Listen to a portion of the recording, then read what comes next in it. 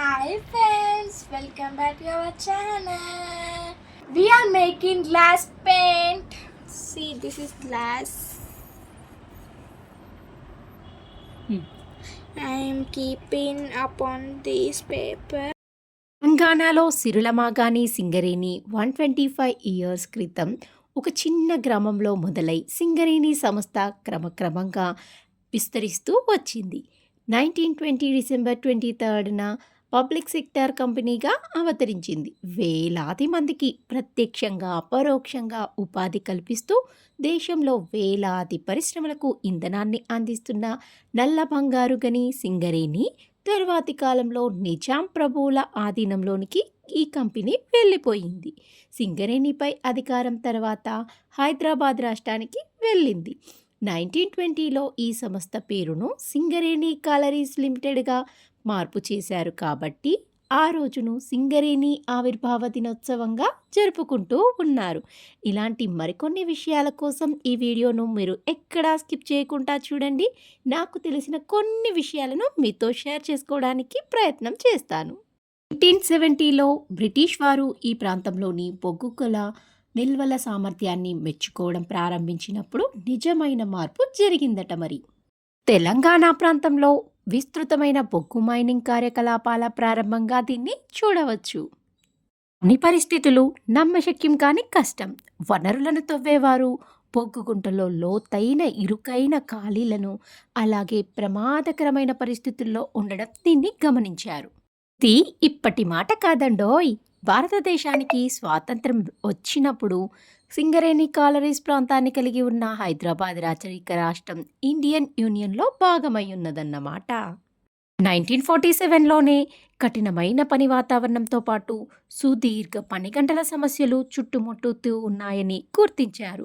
ఆందోళనను ఎదుర్కొంటూ భారత ప్రభుత్వం సింగరేణి కాలరీస్ యాజమాన్యం కార్మికులు చేసిన కొన్ని డిమాండ్లతో రాజీ పడిందప్పుడు. 20వ శతాబ్దపు మధ్యకాలంలోనే సింగరేణి కాలరీస్లో చాలా వరకు చెప్పుకోదగ్గ సాంకేతిక అభివృద్ధిని నమోదు చేసింది. మరి 1970 నాటికి కంపెనీ ప్రతి సంవత్సరం మిలియన్ల బొగ్గు టన్నుల కొద్దీ బొగ్గును తవ్వించింది. మరియు భారత ప్రభుత్వం మార్కెట్ బొగ్గు నిల్వలలో పెరిగిన విద్యుత్ అవసరాలను తీర్చడానికి బొగ్గు దాని అతి ముఖ్యమైన వనరులో ఒకటిగా మారిపోయింది. 1973లో భారతదేశంలో బొగ్గు పరిశ్రమను జాతీయం చేయడం, ప్రధానమంత్రి ఇందిరాగాంధీ నాయకత్వంలో కేంద్ర నియంత్రణను స్థాపించే లక్ష్యంతో భారత రాష్ట్రం బొగ్గు రంగాన్ని జాతీయం చేయాలని నిర్ణయం తీసుకుంది. 21వ శతాబ్దంలో సింగరేణి కంపెనీకి అవకాశాలు, సవాళ్లు చాలా ఎదురయ్యాయి. మరి సింగరేణి తెలంగాణ రాష్ట్ర ఆర్థిక వ్యవస్థలో చాలా వ్యూహాత్మక అంశంగా మిగిలిపోయింది. ఎందుకంటే ఇది వేలాది మందికి ఉపాధి కల్పిస్తుంది మరియు ఈ ప్రాంత అభివృద్ధికి గొప్పగా తోడ్పడుతుంది కాబట్టి. అయినప్పటికీ ప్రస్తుతం ఉన్న క్లయింట్ల నుంచి పెరుగుతున్న బొగ్గు డిమాండు, పర్యావరణ వాదం మరియు తమ కంపెనీ సౌకర్యాలు మరియు సాంకేతిక ఆధునీకరించడం వంటి అంశాలలో సంఘీకారానికి ఇంకా సమస్యలు ఉన్నాయి. సింగరేణి ప్రారంభం భారత ఉపఖండం మరియు ముఖ్యంగా తెలంగాణ ప్రాంతంలో పారిశ్రామిక మరియు ఆర్థిక పరిణామంలో ఒక భాగం కూడా. నిజాం పాలనలో ప్రారంభమైన చరిత్ర ఉంది. ఈ 21st సెంచరీలో ఏ సంస్థకైనా అనేక సవాళ్లు ఉన్నాయి. వాటిలో కొన్ని పర్యావరణ సమస్యలు మరియు పునరుత్పాదక ఇంధన వనరులకు మారడం. ఈ సమస్యలతో కూడా సంస్థ ఈ ప్రాంతం యొక్క గొప్ప పారిశ్రామిక చరిత్ర యొక్క స్వరూపంగా మిగిలిపోయింది మరియు భారతదేశంలోని బొగ్గు గనుల రంగం యొక్క మార్పు మరియు మనుగడకు నిదర్శనంగా నిలుస్తుంది. సింగరేణి సంస్థ 135వ వసంతంలోకి అడుగు పెట్టబోతుందండోయ్. ఆంగ్లేయుల కాలంలో ఆవిర్భవించిన సింగరేణి నిజాం పాలకుల పరిపాలనలో కూడా కొనసాగించింది. సింగరేణి సంస్థ 1870లో ఆవిర్భవించగా 1889లో బొగ్గు ఉత్పత్తి మొదలుపెట్టి 6 జిల్లాలలో విస్తరించింది. గోదావరి పరిహార ప్రాంతాలలో ఉన్న బొగ్గు నిక్షేపాలను వెలికితీస్తూ దేశ ప్రగతికి ప్రధాన ఇంధన వనరుగా మారింది. బొగ్గు నిల్వలు గుర్తింపు ఉత్పత్తి ప్రారంభించినప్పటి నుంచి లెక్కిస్తే 135 ఏళ్ల చరిత్ర సింగరేణికి సొంతమండోయ్. దక్షిణ భారతదేశంలో అతిపెద్ద ప్రభుత్వ రంగ సంస్థగా గుర్తింపు పొందింది. 3 తరాల కార్మికుల చెమట చుక్కలకు ప్రత్యేక నిదర్శనం ఈ సింగరేణి సంస్థ. కేంద్ర రాష్ట్ర ప్రభుత్వాలకు వందల కొద్ది ఆదాయాన్ని తెచ్చిపెట్టేది ఈ సంస్థేనండి.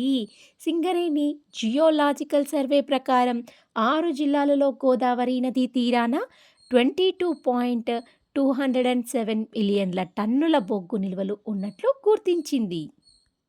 ఇప్పటి వరకు 15 మిలియన్ టన్నుల బొగ్గును వెలికి తీసినట్లు సింగరేణి సంస్థ చెబుతుంది. చరిత్రలో ఫస్ట్ టైం సింగరేణి సంస్థకు గోల్డెన్ ఛాన్స్ లభించింది. ఇన్నాళ్లుగా నల్ల బంగారం, అదేనండి బొగ్గు వెలికి తీతే పరిమితమైన సింగరేణి తొలిసారిగా బంగారం, రాగి గనుల అన్వేషణకు లైసెన్స్ని దక్కించుకుంది. రాష్ట్ర ప్రభుత్వ ఆదేశాల మేరకు సింగరేణి తన కార్యకలాపాలను విస్తరించడంలో ఇది తొలి విజయమని అనుకుంటున్నారు. మరి ఇవండి నాకు తెలిసిన సింగరేణి గురించి విశేషాలు. మీకు కనుక నచ్చినట్లయితే ప్లీజ్ అండి లైక్ చేయండి, షేర్ చేయండి, సబ్స్క్రైబ్ మాత్రం అస్సలు మర్చిపోకండి. మీలో ఎవరైనా మన ఛానల్ని ఫస్ట్ టైం చూస్తున్నట్లయితే సబ్స్క్రైబ్ చేసి బెల్ ఐకాన్ని ప్రెస్ చేయండి. దానివల్ల మా నోటిఫికేషన్స్ అన్నీ మీకు ముందే వచ్చేస్తాయి.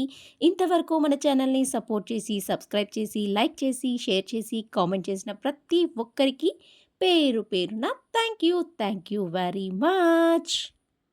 ఇలాంటి మరి ఒక మంచి వీడియోతో మళ్ళీ కలుసుకుందాం. అంతవరకు సెలవు మరి. Bye bye. Signing off Kavitha Raghuram. జై సింగరేణి, జై సింగరేణి, జై Singareni. Thank you for watching. నచ్చితే ప్లీజ్ సబ్స్క్రైబ్ చేసుకోరు.